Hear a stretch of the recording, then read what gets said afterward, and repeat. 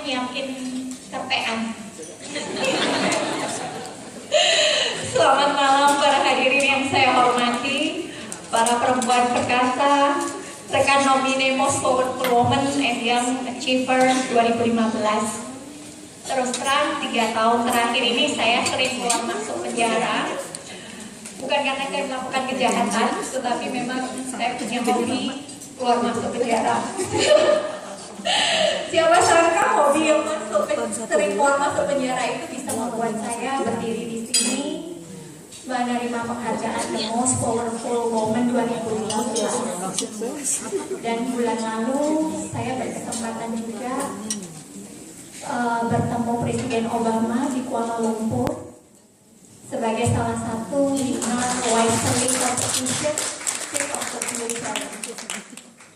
Saya percaya setiap wanita bisa menjadi powerful woman saat dia mengenal potensi dirinya dan mengenal Tuhannya dengan baik. Teringat 5 tahun lalu saya dalam keadaan yang sangat sulit dikarenakan kegagalan rumah tangga saya. Saya tidak punya uang, saya kehilangan anak-anak dan juga properti yang saya miliki. Bahkan sempat terbersit mengakhiri hidup saya pada saat itu. Namun syukur kepada Tuhan, saya bisa melewati masa sulit itu dengan baik. Bahkan di saat terpuruk saya mendapat kesempatan belajar di Amerika dan Australia. Dan itu menjadi titik balik dari hidup saya. Saya pernah berjanji kepada Tuhan, jika saya bisa melewati masa sulit ini, saya akan membangun suatu yayasan yang peduli kepada wanita dan anak-anak yang kurang mampu. Dan saya berhasil membangun Cinderella from Indonesia Center 3 tahun lalu di kota Batam. Sekarang sudah ada 526 wanita yang saya bina di 4 kota, yaitu di Batam, Jakarta, Tanjung Pinang. Ada 100 ibu-ibu anak jalanan, 100 anak jalanan, 50 single parent, dan 50 teman-teman Oda yang menjadi binaan Cinderella from Indonesia Center.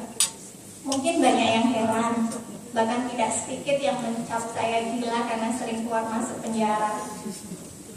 Saya sudah mencoba membina banyak komunitas, mulai para single parent, ibu-ibu anak jalanan, bahkan saya juga pernah keluar masuk lokalisasi untuk membina sex worker. Tapi selalu dalam mimpi saya, sepertinya penjara ini melambai-lambai ke saya waktu itu. Jadi saya akhirnya datang dan mengunjungi penjara. Dan saya juga merasa terpanggil untuk membina saudara-saudara kita yang ada di penjara. Mungkin ada di sini tidak tahu bahwa ada 504 penjara di seluruh Indonesia. Dan bisa dibayangkan kalau satu penjara isinya 1.000 sampai 500 orang.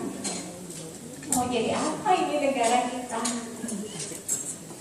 80%-nya dari para napi wanita itu masuk ke penjara karena narkoba, 15%-nya karena mereka single parent, jadi mereka terpaksa melakukan kejahatan untuk bertahan hidup. Yang 5% memang bandel. Untuk itu saya menciptakan program vertikal, yaitu program pemberdayaan napi wanita untuk membuat sebuah boneka cantik. Mungkin Anda semua sudah mengenal Barbie, tapi saya balut Barbie ini dengan batik dan membawa angklung. Jadi program ini sebenarnya program terapi untuk para napi karena kasus narkoba. Jadi mereka dilatih selama 3 hari untuk membuat boneka vertikal.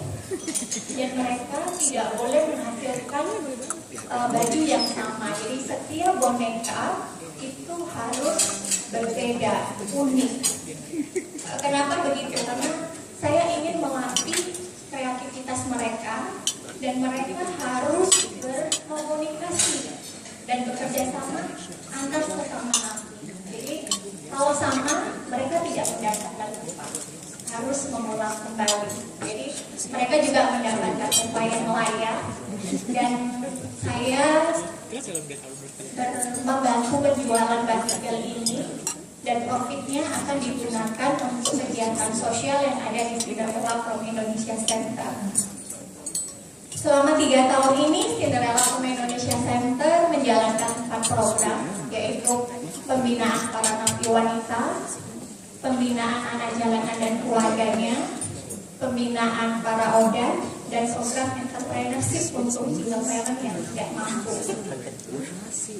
Selain itu, dengan boneka batikal ini bisa menjadi sarana untuk saya memperkenalkan budaya Indonesia, yaitu memperkenalkan batik dan angklung. Mungkin banyak tanya, kenapa sih bikin boneka di penjara gitu kan? Jadi ide membuat boneka ini sebenarnya saya dapat pada saat saya belajar di luar negeri.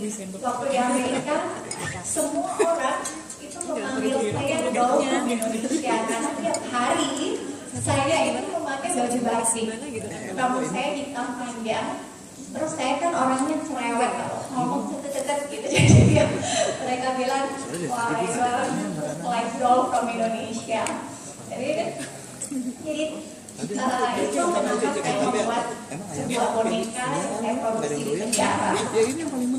Tujuan utama saya untuk memotivasi para napi wanita, saya memberikan harapan bahwa biarpun mereka ada di penjara, mereka tetap bisa membantu saudara-saudara kita yang ada di luar sana. Everybody makes a mistake, and everybody has second chance to fix their mistake. Dan saya sangat berharap sekali bahwa skill yang saya berikan ini bisa membantu mereka pada saat mereka bebas dari penjara. Dan besar harapan saya mereka tidak kembali lagi menggunakan narkoba. Setelah melakukan roadshow di 5 negara, Indonesia, Australia, Singapura, Brunei, dan Malaysia, saya mendapatkan sebuah data yang sangat mengejutkan bahwa banyak anak-anak yang kurang beruntung kemarin aku setiap minggu ya, kan kemarin aku kerutan juga sama Mbak Lucy.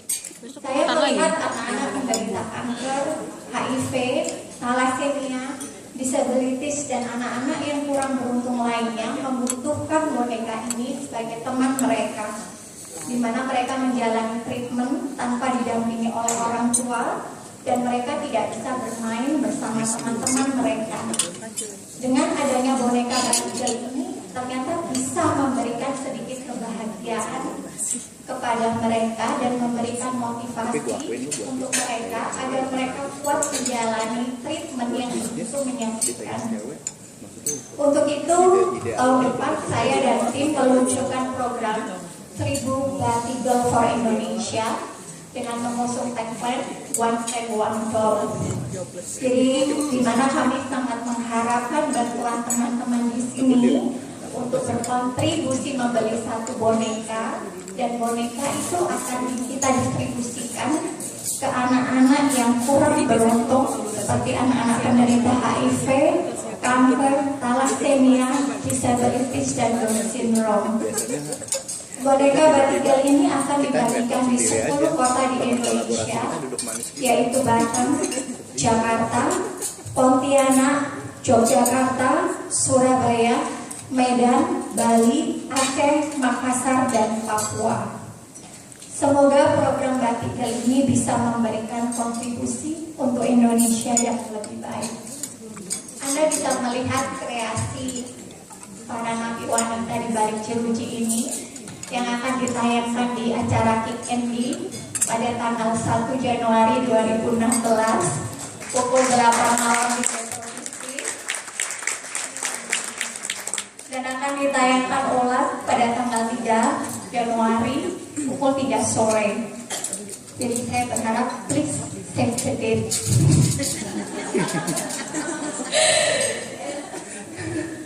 Order dulu ya Bu Santi. Seperti Bu Santi waktu mengundang saya untuk acara ini selalu ngomongnya please save the date. Jika India bangga mempunyai Mother Teresa, jika Inggris bangga mempunyai Lady Diana, Semoga Indonesia bangga mempunyai Cinderella from Indonesia. Terima kasih. Terima kasih Bu Lucia. Tentunya kita semua bahwa Anda bukan hanya doll from Indonesia.